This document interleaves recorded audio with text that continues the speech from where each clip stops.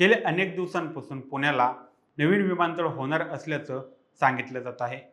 आता मुख्यमंत्री देवेंद्र फडणवीस यांनी पुढच्या वर्षी या विमानतळाचे काम सुरू होणार असल्याची माहिती दिली आहे. हे विमानतळ पुण्यात नेमकं कुठं होणार आहे, या विमानतळाबद्दल सविस्तर माहिती घेऊयात या व्हिडिओच्या माध्यमातून. रिंग रोडचे काम सुरू आहे. नवी मुंबई सारखी इकोसिस्टीम आता पुण्याच्या नव्या रिंग रोड आणि विमानतळामुळे होणार आहे. त्यामुळे आता पुण्याला नवीन विमानतळ भेटण्याची प्रतीक्षा आणखीनच कमी झाली आहे.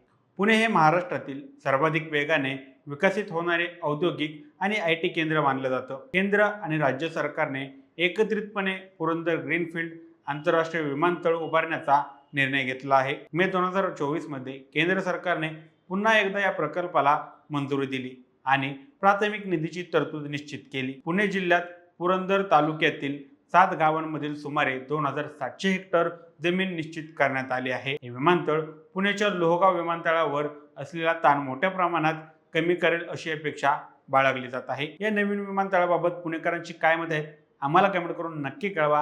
आणि जर दैनिक राज्य लोकतंत्र चॅनलवर नवीन असाल तर चॅनलला नक्की सबस्क्राईब करा. धन्यवाद.